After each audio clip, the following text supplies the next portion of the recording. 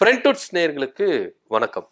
ஒவ்வொருத்தருக்கும் உரிமை அப்படின்றது ரொம்ப ரொம்ப ரொம்ப ரொம்ப முக்கியமான ஒரு விஷயம். நம்முடைய தமிழ்நாட்டுக்காகவும் தமிழர்களுக்காகவும் உரிமைகளை போராடி ஒவ்வொரு காலகட்டத்திலையும் நம்ம முன்னோர்கள் முதற்கொண்டு இப்ப இருக்கிற எல்லாருமே என்ன பண்ணிட்டு இருக்கோம், போராடி பெற்றுக்கொண்டு இருக்கிறோம். நம்முடைய உரிமைகள் அப்படின்றது ரொம்ப ரொம்ப முக்கியம். இனி வரும் நாட்கள்ல ஒவ்வொருத்தரும் ரொம்ப கவனமா இருக்கணும், உஷாரா இருக்கணும்.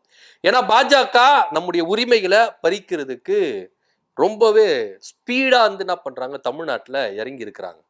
பீகார்ல எஸ்ஐஆர் மூலயமா கிட்டத்தட்ட 65 லட்சம் வாக்காளர்களை இழந்திருக்கிறோம்.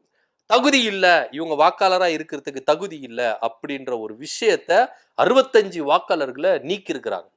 ஆனா இதுல ஒரு பெரிய குற்றச்சாட்டு என்ன அப்படின்னா, நம்முடைய எதிர்க்கட்சி தலைவர் ராகுல் காந்தி அவர்கள் சொல்றது என்ன அப்படின்னா, பாஜக ஜெயிக்கணும், பீகார்ல ஜெயிக்கணும் அப்படின்றதுக்காகவே பாஜகவுக்கு எதிர்த்து வாக்களிக்கிற 65 லட்சம் வாக்காளர்களை நீக்கி இருக்கிறாங்க அப்படின்னு. அவங்களுக்கு என்னென்ன டாக்குமெண்ட்ஸ் வந்து அவங்க கிட்ட இல்ல, இந்த அடிப்படையில் அவங்களை நீக்கி இருக்கிறோம் அப்படின்னு சொல்றாங்க. இப்போ அதே முறைய நம்முடைய வாக்குரிமையை பறிக்கணும், தமிழ்நாட்டுல இந்த வேலையை செய்யணும் அப்படின்றதுக்காக எஸ்ஐஆர் முறைய பாஜக தமிழ்நாட்டிலையும் கொண்டு வர போறதா தகவல் கொடுத்திருக்காங்க. இனி வரும் வாரங்கள்ல அது செயல்படுத்தப்படும் அப்படின்னு சொல்றாங்க. பீகார்ல தேர்தல் வந்தது, போக்கஸ் வச்சு அங்க என்ன பண்ணாங்க, இன்னைக்கு 65 லட்சம் வாக்காளர்கள் நீக்கியிருக்காங்க. சட்ட போராட்டத்தை போராடியும் அங்க ஒண்ணுமே பண்ண முடியல. இப்ப நவம்பர் மாதம் தேர்தல் நடக்குது. 14ஆம் தேதி ரிசல்ட் கொடுத்துற போறாங்க. இதுக்குள்ள இந்த 65 வாக்காளர்கள் நீக்கியிருக்காங்க. இவங்க பாஜகவுக்கு எதிர்த்து வாக்களிக்கிறவங்க அப்படின்ற ஒரு குற்றச்சாட்டு காங்கிரஸ் தரப்புல இருந்து முன்வைக்கிறாங்க. தகுதி இல்லாத அந்த வாக்காளர்களை நீக்கணும், எஸ்ஐஆர் முறையில் சிறப்பு வாக்காளர் முகாமை வைத்து அங்க என்ன பண்ணணும், நீக்கணும் அப்படின்னு சொல்லிட்டு வாக்குரிமையை பறிக்கிறதுக்கு பாஜக ஃபுல் ஃபோர்ஸ்டா இறங்கிட்டாங்க. ஒரு விதத்துல இந்த பாட்சா இங்க பலிக்காது அப்படின்னு நம்ம அசால்ட்டா இருந்துடக்கூடாது. ஏன்னா தமிழ்நாட்டுல பாஜகவுடைய வேலைகள் செய்ய முடியாது, பாட்சா பலிக்காது, இந்த எஸ்ஐஆர் முறை இங்க வந்து செயல்படுத்த முடியாது அப்படின்னு நம்ம அசால்ட்டா இருந்துடக்கூடாது. இன்னைக்கு திமுக ஓரணியில் தமிழ்நாடு அப்படின்னு 234 தொகுதியிலும் வீடு வீடா போயிட்டு, தொகுதி வாரியால நீங்க வீடு வீடா போயிட்டு என்ன பண்றாங்க, வாக்காளர்களை என்ன பண்றாங்க, சரி பார்க்கறாங்க. இந்த வேலைய திமுக சூப்பரா செஞ்சிருக்கு. ஆனா இங்க அதிமுக ஒரு அரைக்கூவல் கூவுறாங்க. என்னன்னா 2027 கன்ஃபார்மா நாங்க தான் ஜெயிப்போம், பாஜக கூட்டணி அங்க அமைப்போம் அப்படின்னு பாஜக ஒரு பக்கம் சொல்றாங்க. எடப்பாடி பழனிசாமி கூட்டணியே இன்னும் வகுக்கல, ஸ்ட்ராங்கான கட்சி இல்ல, எதிர்ப்புகள் மத்தியில என்ன சொல்றாருன்னா நாங்க தான் ஆட்சியை பிடிப்போம் அப்படின்னு சொல்றாரு. இத இப்போ பாஜக இங்க எஸ்ஐஆர் முறையை கொண்டு வராங்க. எடப்பாடி பழனிசாமி பாஜக உறுதிப்பட இங்க ஆட்சியை பிடிப்போம் அப்படின்னு சொல்றாங்க. ரெண்டுத்தையும் இணைச்சு பார்க்கணும். என்ன ஒரு தில்லுமுள்ளு வேலை பண்ண போறாங்க அப்படின்னு. எஸ்ஐஆர் முறையை கொண்டு பீகார்ல 65 லட்சம் வாக்காளர்களை நீக்கி இருக்கிறாங்க. இப்ப இதே முறைய தமிழ்நாட்டுல நீக்கிறதுக்கு வாய்ப்புகள் இருக்கு அப்படின்னு இன்னைக்கு ஒரு அலர்ட் வந்திருக்கு. உண்மையிலேயே எல்லாரும் ஜாக்கிரதை. இது வந்து பாத்தீங்கன்னா இங்க திமுக, அதிமுக, பாஜக, பாமக, விசிக, மதிமுக அப்படின்ற கட்சி வேறுபாடுகள் இங்க பார்க்கவே கூடாது. எல்லாருமே நம்முடைய வாக்குரிமைகளுக்காக என்ன பண்ணணும், போராடணும், பாஜகவை எதிர்த்து போராடணும். இன்னைக்கு தேர்தல் ஆணையம் பாஜகவுக்கு எந்த அளவுக்கு உறுதுணையா இருக்கு. இவ்வளவு எங்க நம்முடைய நாடாளுமன்ற எதிர்க்கட்சி தலைவர் ராகுல் காந்தி அவர்கள் வாக்கு திருட்டுல எந்த அளவுக்கு ஈடுபட்டிருக்காங்க, ஆதாரப்பூர்வமா கொடுத்திருக்காங்க. இதுவரைக்கும் எதனா ஒரு ஆக்ஷன் எடுத்திருக்காங்களா, உச்ச நீதிமன்றத்திலேயோ இல்ல தேர்தல் ஆணையத்துக்கு எந்த ஒரு விஷயமும் இல்லை. எந்த அளவுக்கு திருட்டுத்தனம் பண்ணியிருக்கிறாங்க, வாக்கு திருட்டி இருக்காங்க அப்படின்றத தோல் உரிச்சு காட்டினாரு ராகுல் காந்தி அவர்கள். அதே முறைய இன்னைக்கு தமிழ்நாட்டில் செயல்படுத்தப்படுறாங்க. எலெக்ஷன் வரப்போகுது. இப்ப நம்ம 2026 சட்டமன்ற தேர்தல் வரப்போகுது. அதுக்கு இப்ப என்ன பண்றாங்க, இந்த சிறப்பு வாக்காளர் முகாம் வந்து என்ன பண்றாங்க, செயல்படுத்துறாங்க. எஸ்ஐஆர் மூலியமா செயல்படுத்தி வாக்காளர்களை இங்க நீக்கணும், உரிமைகளை பறிக்கணும் அப்படின்ற ரேஞ்சில் இன்னைக்கு இறங்கி இருக்கிறாங்க அப்படின்ற ஒரு அலர்ட் எல்லா கட்சியினர் மத்தியிலும் இங்க கொடுக்கப்பட்டிருக்கு. இதுல முன்னெடுப்பா திமுக வந்து என்ன பண்ணிருக்காங்க, அறைகூவல் கொடுத்திருக்காங்க. நம்முடைய முதலமைச்சர் அவர்கள் இந்த எஸ்ஐஆர் முறைய இங்க செயல்படுத்த முடியும். நீங்க ஒரே ஒரு விஷயத்தை மட்டும் ஞாபகம் வச்சுக்கோங்க, திமுக இன்னைக்கு பாஜகவுக்கு பெரிய தலைவலியா இருக்குதுன்னா ஏன் அப்படின்னா, பாஜகவுடைய எண்ணங்களும் திட்டங்களும் இங்க செயல்படுத்த முடியாதுதான்.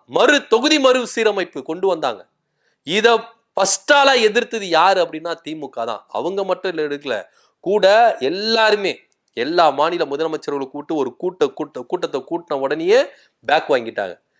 எல்லா விஷயத்திலையும் பிஎம்சி திட்டத்தை கொண்டு வந்துட்டாங்க. இன்னைக்கு கேரள அரசு அந்த பிஎம்சி திட்டத்தை என்ன பண்றாங்க, நடைமுறையில கொண்டு வந்துட்டாங்க. இந்த திட்டத்தை நீங்க ஏத்துக்கிட்டாதான் உங்களுக்கு கல்வி நிதி அப்படின்னு மிரட்டல் கொடுத்தோம், நம்ம ஏத்துக்கல. ஏன்னா அந்த திட்டம் எந்த அளவுக்கு மாணவர்களை அது சீரழிக்கும் அப்படின்றது நம்முடைய எதிர்கால துணியில பாக்குற பார்வை இருக்குல்ல, அது இன்னைக்கு கேரள அரசு அதை எடுத்துக்கிடுச்சு.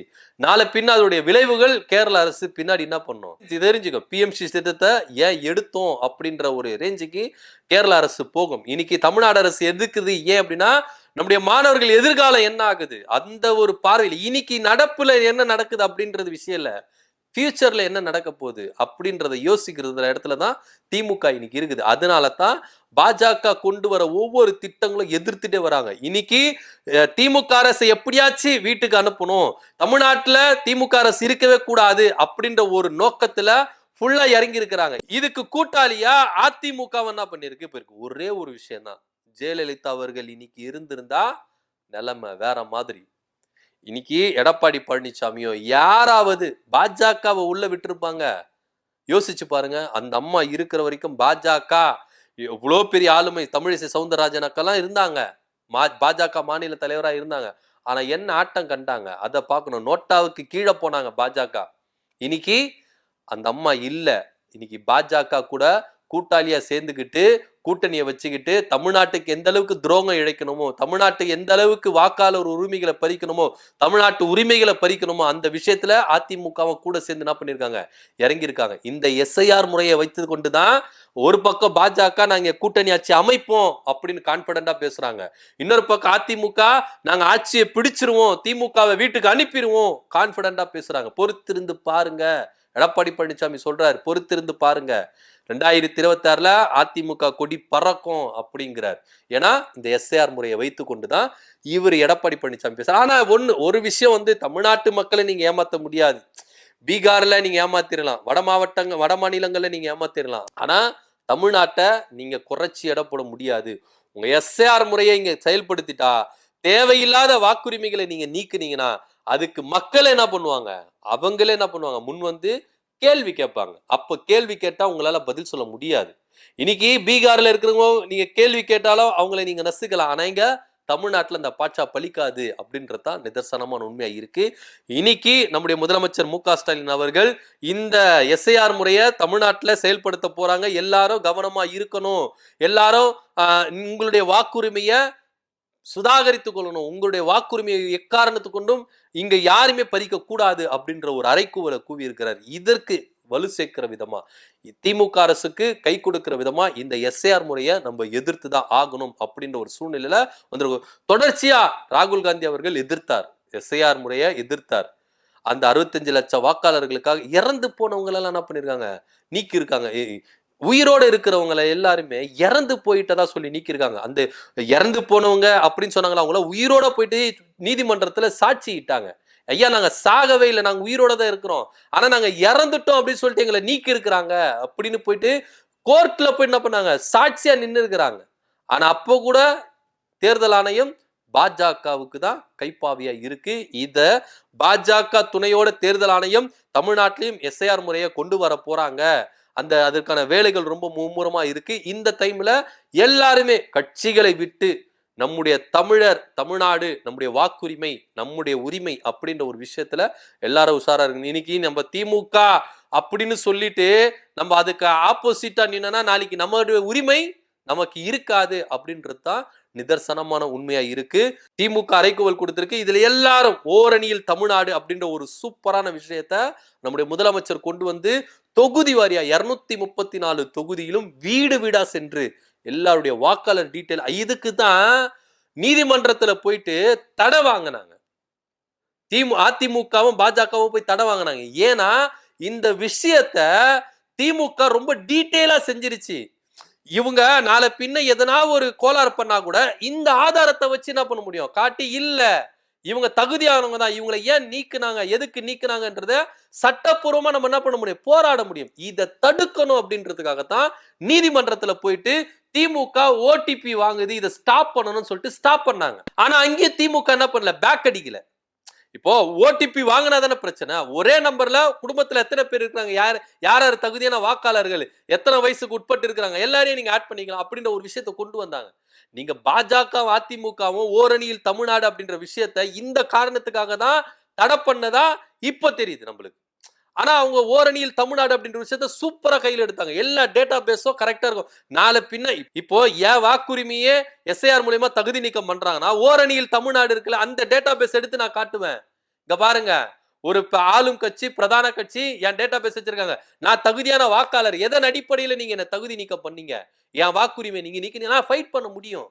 அப்படின்ற ஒரு டேட்டா பேஸ் இது வந்து திமுக வாக்காளர், அதிமுக வாக்காளர், பாமக வாக்காளர், விசிக அந்த வாக்காளர்ல தமிழ்நாடுடைய வாக்குரிமை, நம்முடைய வாக்குரிமை பறிக்கப்படும்.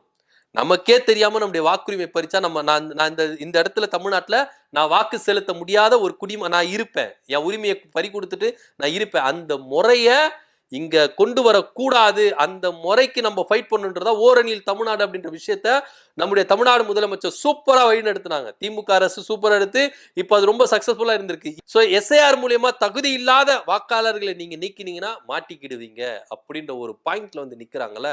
இதே எப்படி செயல்படுத்த போறாங்க, எந்த கட்டத்தை எட்ட போகுது அப்படின்னு. ஆனா ஒண்ணு, திமுக எல்லாருக்கும் ஒரு அலர்ட் கொடுத்திருக்கிறாங்க. எல்லாரும் தங்களுடைய வாக்குரிமைகளை பாதுகாத்து கொள்ளுங்க. தங்களுடைய வாக்குரிமை எக்காரணத்தை கொண்டும் யாருக்காகவும் விட்டுவிடக் கூடாது அப்படின்ற ஒரு விஷயத்தையும் நம்ம இங்க முன்வைக்கிறோம். என்ன நடக்குது அப்படின்ற பொறுத்திருந்து பார்க்கலாம். பீகார்ல கிட்டத்தட்ட 65 லட்சம் வாக்காளர்களை எஸ்ஐஆர் மூலமா நீக்கி இருக்காங்க தேர்தல் ஆணையம். தமிழ்நாட்டிலையும் இந்த எஸ்ஐஆர் முறையை பயன்படுத்த போறோம், அமலுக்கு கொண்டு வர போறோம் அப்படின்னு ஒரு அறைகூவல் கொடுத்திருக்காங்க. இதுக்கு திமுக வந்து என்ன பண்ணிருக்காங்க, எல்லாரும் கவனமா இருங்க, தன்னுடைய வாக்குரிமைகளை பறி கொடுக்காதீங்க அப்படின்னு அறைகூவல் கொடுத்திருக்காங்க. இதை பத்தி கருத்து என்ன அப்படின்னு கமெண்ட் பண்ணுங்க. நன்றி, வணக்கம்.